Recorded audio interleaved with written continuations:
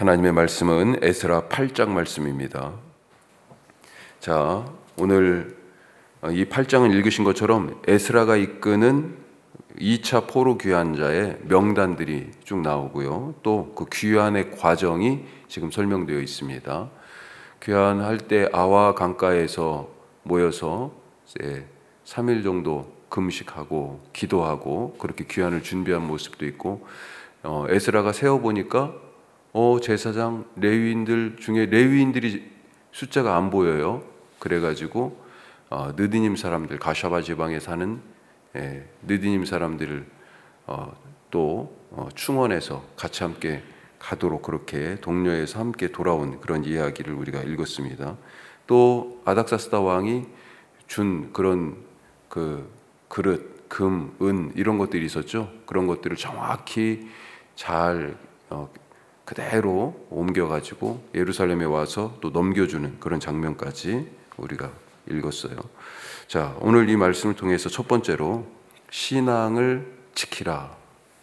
어떤 상황에서도 우리가 지켜야 할 신앙이 있어요. 신앙을 지켜야 한다. 목숨 지키죠. 그렇죠? 그 다음에 자기 신념도 막 또 지키고, 가족 지키고, 어떤 사람은 재물을 지키려고 그러고, 뭐 지킬 게 많다고 생각할지 모르겠는데, 무엇보다도 우리는 신앙을 지켜야 되죠. 신앙을. 자, 먼저 유다의 멸망과 포로 귀환의 그 연대를 우리가 먼저 한번 살펴볼 필요가 있습니다. 자, 유다가 언제 멸망했어요? 주전 587년, 586년 이렇게 얘기하기도 하는데 587년. 자, 그리고 50년이 지나서 주전 538년에 고레스의 칙령으로 나라가 바벨론에서 페르시아로 바뀌었습니다. 고레스가 바벨론을 멸망시켰어요. 그리고 새로운 나라 페르시아가 들어섰죠. 고레스가 들어서고 538년에 모든 민족들을, 특별히 유다 민족들을 고향 땅으로 가도록 했습니다. 그래 수룹바벨이 중심이 되어서 1차 포로 귀환이 있었어요. 이때 약 5만 명 가까운 사람들이 돌아옵니다. 자, 그리고 오늘 에스라가 이끈 이 포로 2차 귀환은 연대에 약간 논란이 있긴 하지만 주로 주전 458년이라고, 그리고 오늘 지금 뭐 각 가문별로 몇 명씩 이렇게 다 나와 있죠. 남자가 몇 명이다. 1,500명 가까운 숫자입니다. 자, 1,500명이 조금 넘는 숫자가 왔는데 가족들도 있을 거 아니에요. 남자들의 숫자만 썼으니까. 그러니까 훨씬 더 많겠지만 1차 포로 귀환 그 숫자가 5만 명에 가까운 사람들에 비하면 정말 10분의 1도 안 되는 적은 사람들이 2차 포로 귀환에서는 돌아왔어요. 왜 그랬을까? 돌아올 사람들은 이미 1차 포로 귀환에서 다 돌아와서 그럴까요? 아닐 거예요. 아마도. 생각 한번 해보십시오. 자, 제가 연대를 말씀드린 이유가 있어요. 1차 포로 귀환도 유다가 멸망한 지 50년이 지나서예요. 그리고 다시 80년이 지나가지고 지금 2차 포로 귀환입니다. 그러니까 유다 멸망을 기준으로 해가지고 지금 2차 포로 귀환, 오늘 말씀에 나오는 에스라가 이끄는 2차 포로 귀환은 시간적으로 130년이 지났어요. 어마어마한 시간입니다. 그러니까 오늘 말씀에 나오는 귀환자들은 모두 다 바벨론 땅에서 태어났고, 예루살렘이나 유다는 조상들에게서나 듣기나 했지 한 번도 가보지 못한 미지의 땅입니다. 이들의 아버지, 할아버지도 예루살렘에 간 적이 없을 거예요. 그들도 그 아버지, 할아버지가 들려주는 얘기를 듣고 지금 자식, 손자들에게 예루살렘, 유다, 그때 드렸던 성전에서의 예배 듣고만이 그렇게 지금 얘기하고 있을 겁니다. 자, 이런 시간적, 공간적 간격을 생각하면서 오늘 말씀을 읽으면 어떻게 들릴까요? 우선 이들이 지금까지 신앙을 지키고 있다는 것 자체가 놀라운 일입니다. 민족의 정체성, 신앙, 이거 130년이 지났다니까요. 그런데 아직도 지키고 있어요. 이거 놀라운 일 아닙니까? 에스라는 율법을 연구하고 가르치는 학자라고 또 소개되어 있어요. 더군다나 그는 제사장입니다. 또 바벨론이나 페르시아의 신을 섬기는 제사장? 아니죠. 아니에요. 어제 7장 말씀에서 어떤 말씀 나눴어요? 아닥사스다 왕이 에스라를 계속해서 뭐라고 불러요? 학자요, 율법학자요, 제사장이다. 그렇게 부르고 있습니다. 그리고 에스라에게 지금 돌아가라고 명령하죠. 내 하나님, 하늘의 하나님, 그분의 율법을 가서 가르쳐라. 하나님의 율법으로 백성을 살피고 가르치라고 그렇게 지금 조서를 내려서 에스라를 보내는 거예요. 예루살렘으로. 이렇게 신앙을 지킨 자들이 돌아옵니다. 한 번도 가보지 않은 미지의 땅, 조상들에게 전해 듣기만 했던 땅, 하지만 아직도 붙잡고 있는 그 율법의 말씀에서 약속하신 그 땅에 신앙을 지킨 자들이 돌아가요. 우리가 하나님이 약속하신 땅에 돌아갈 수 있는 이유 뭐예요? 신앙을 지켰기 때문이에요. 왜 그 땅에서 뿌리 뽑혔습니까? 신앙을 잃어버렸기 때문이죠. 자, 두 번째, 용기가 필요합니다. 용기가.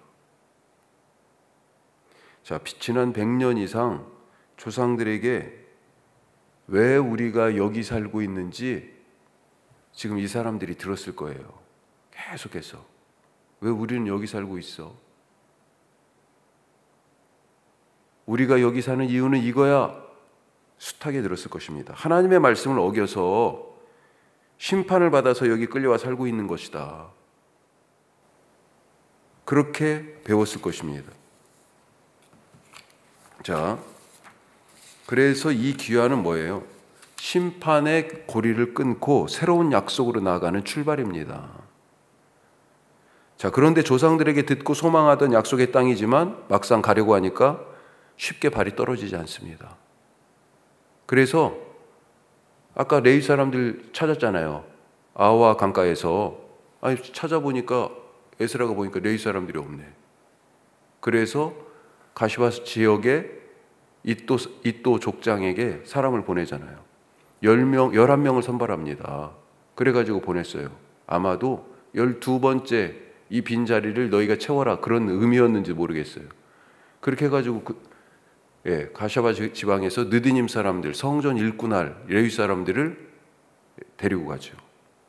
그 사람들 왜 가자고 그러는데 누구는 가는데 누구는 안 가고 이러고 있어요. 쉽게 발이 떨어지지 않는 거예요. 다시 말씀드리지만 이 사람들은 여기서 나고 자랐습니다. 여기서 배웠고 지금까지 그걸로 살았습니다. 결혼해서 가정을 꾸렸고 자식들을 낳아서 지금 자라고 있어요. 우리가 다른 나라에 가서 살 때 걱정하는 것이 두 가지, 크게 두 가지 아니겠어요? 하나는 뭘 먹고 살까? 뭘 해 먹고 살까? 또 하나는 자녀 교육.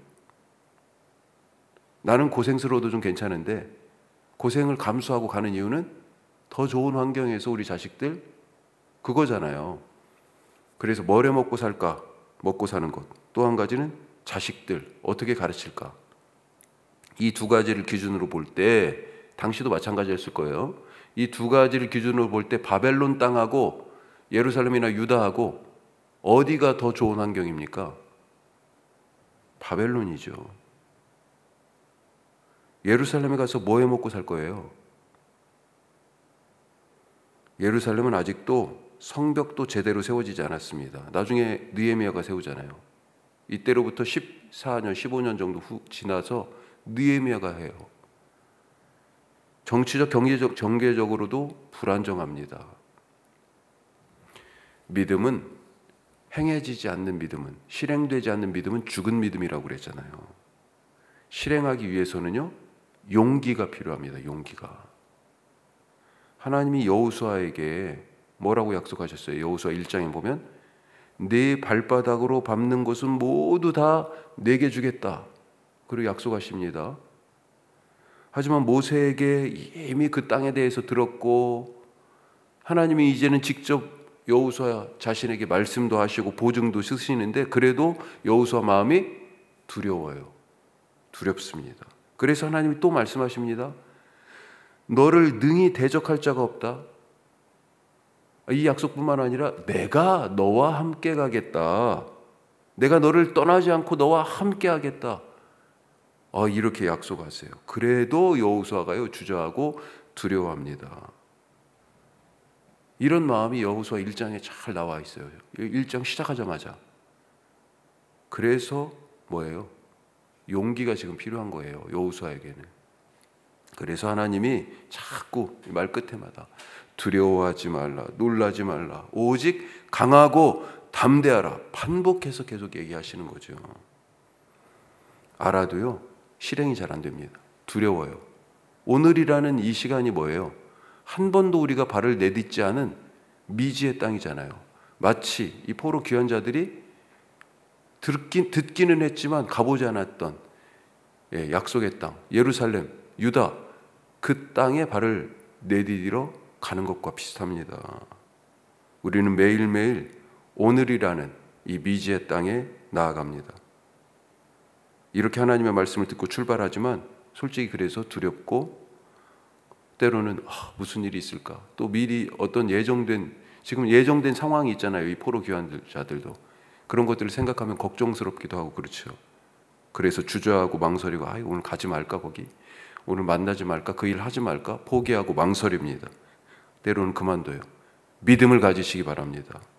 믿음을 지키시고요. 그러기 위해 용기를 내십시오. 주님이 말씀하십니다. 마음을 강하게 하고 담대히 하라. 내가 너와 함께 할 것이다. 네가 밟는 그 땅 내가 약속했어. 주겠다고. 그 땅을 내게 주리라. 오늘은 우리가 하나님께서 약속하신 그 약속의 땅을 밟으며 살아가는 그런 하루 되시기를 바라고 축복합니다. 기도하겠습니다. 두 가지 말씀 나눴습니다. 신앙을 지키라. 그렇죠? 이 긴 세월 동안에 여호와 하나님의 말씀을 붙들고 여기까지 지금 왔어요. 그리고 결국은 돌아갑니다. 신앙을 지킨 사람이 돌아가요. 신앙을 지키며 살려고 했는데 그러다 보니 용기가 필요합니다. 예루살렘에 돌아가라고 지금 말씀하시고 길도 열어주셨는데 그런데 어떤 사람들은 동참을 못해요. 왜요? 발이 안 떨어져요. 차마. 계산해보거든요. 뭐 먹고 살까? 우리 자식들은 어떻게 키울까? 계산이 잘 안 나옵니다. 발이 안 떨어져요.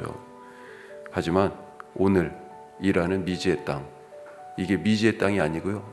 약속의 땅입니다. 주님이 말씀하시는 대로 함께 하시니 우리가 믿음으로 걸어가겠습니다. 그런 주님의 약속을 믿고 오늘도 그 약속이 이루어지는 땅에 서서 살게 하옵소서 기도하시고요. 오늘 수요 말씀 마당이 있습니다. 또 이어서 목회 협력 그룹 내년 목회의 논의에 대한 마지막 마무리를 할 거예요. 잘 논의되고 정해지게 하옵소서 기도하시고 선교 동역자들 위해서 기도하시기 바랍니다. 어제 말씀드렸습니다만 우리 이명수 집사님 근무 중에 이렇게 뒤로 좀 떨어져 가지고 좀 크게 지금 그 사진상이나 검사상으로는 나오지 않는데 통증이 지금 너무 심해요. 그래 일하기가 좀 쉽지 않으신데 이명수 집사님 위해서 회복 위해서 기도하시고 어제 말씀드린 곽원준 집사님 윤성이 동생인 진욱이